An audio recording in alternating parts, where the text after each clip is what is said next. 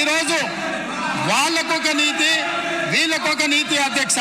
అదేవిధంగా పదే పదే మాది ఉద్యమ పార్టీ అని చెప్పుకునే పార్టీ, ఉద్యమాల నుంచే మేము ఎదిగినామని చెప్పుకునే పార్టీ, ఉద్యమాల ద్వారా తెలంగాణ రాష్ట్రాన్ని సాధించడమని చెప్పుకునే పార్టీ ఉద్యమాలకు వేదికైన ధర్నా చౌక్ను తొలగించి ఈరోజు తెలంగాణలో నిర్బంధాలే కొనసాగుతాయి, నిర్బంధాల మధ్యనే తెలంగాణలో పరిపాలన సాగుతుందని ధర్నా చౌక్ ఎత్తేసిండ్రు కదా అధ్యక్ష. ఏ ఆదర్శం వీళ్ళు చెప్పదలుచుకున్నారు?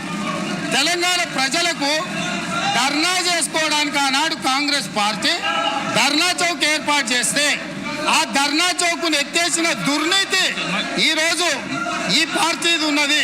కాబట్టి ఇలా ధర్నా చౌక్ను మేము పునరుద్ధరిస్తే ప్రజల పక్షాన ధర్నా చౌక్ను మేము పునరుద్ధరించి ప్రజలకు హక్కులు ఇవ్వదలుచుకుంటే అభినందించాల్సింది పోయింది.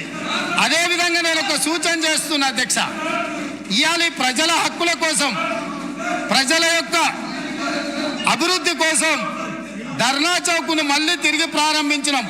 ప్రజాస్వామిక స్ఫూర్తిని నిలబెట్టాలంటే ఇక్కడ అడ్డుకోవడం కాదు, ఇక్కడ ప్రజలకు మేము చేయదలుచుకున్న మంచిని చర్చ జరగకుండా ఈడ అడ్డుపడడం కాదు.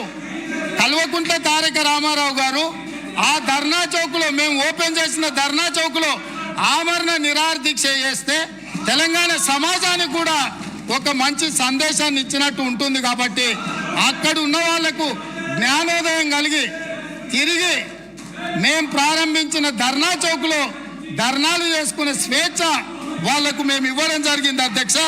అందుకే వాళ్ళని అక్కడ ధర్నా చేసుకోమని చెప్తున్నా అధ్యక్ష.